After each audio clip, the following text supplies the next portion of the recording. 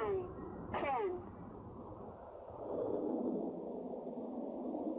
Flight 15.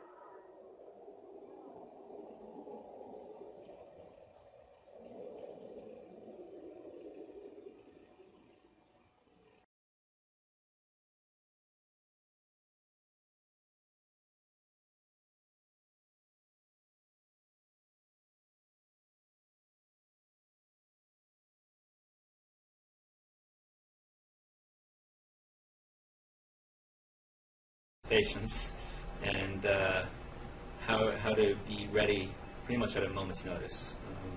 I think, flying out to White Sands the first time, going through the whole sequence and making sure that we knew everything and everyone was in the right place, that was a great experience, getting almost like an ORT, operational readiness test.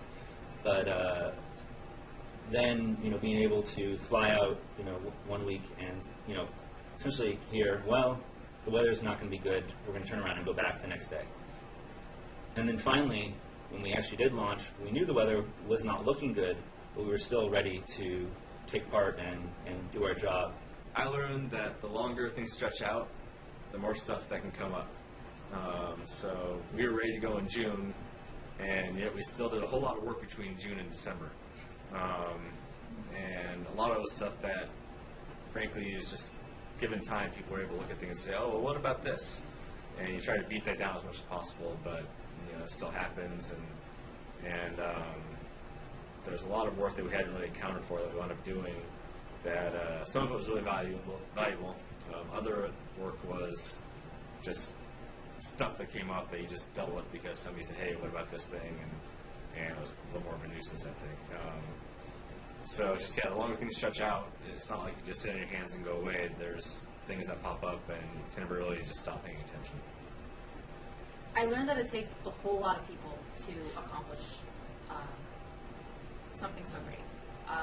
Everybody from the WSMR administrator who helped locate us in the correct buildings and tell us where to go and gave us IP addresses while we had downtime, to our training lead who put a whole bunch of training together to prep this entire team, both business and technical, to accomplish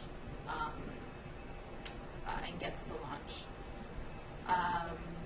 To just all the different guys at Wallops and WSMR and the state people who shut down freeways. It took a lot of individuals to put this show together.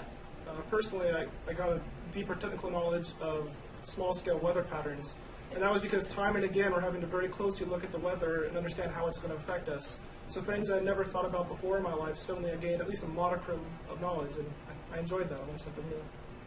Always to have a procedure with you, and not to deviate away from that procedure, because at the time when I was doing the horizontal count, horizontal check of the payload, I still remember the details and the step I need to do.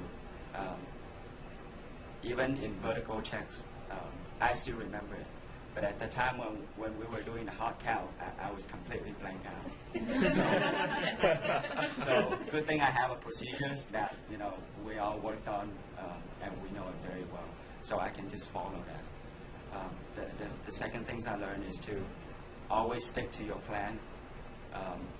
At the time when we try to retrieve the data, because we were encountering problems, so we brought up different options that we could do, but in the end we stick to the plan, to do what we have decided to do, and went with that, and that was very successful.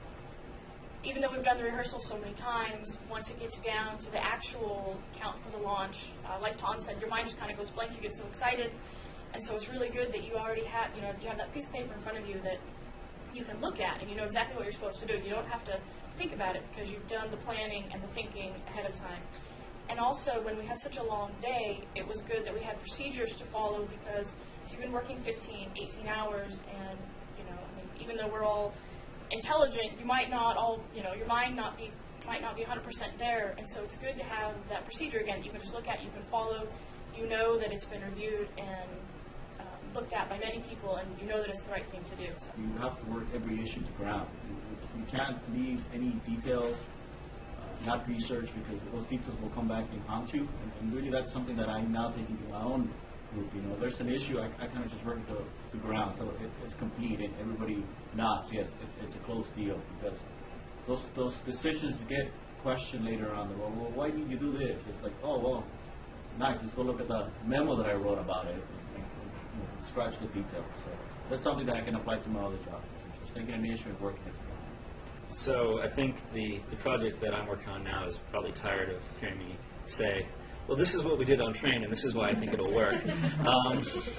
But honestly, the lessons learned from how to plan, how to think ahead, and see where we need to go to get the issues that we need to get taken to ground, as Elvis said, and follow through on that plan is probably the biggest takeaway I've gotten.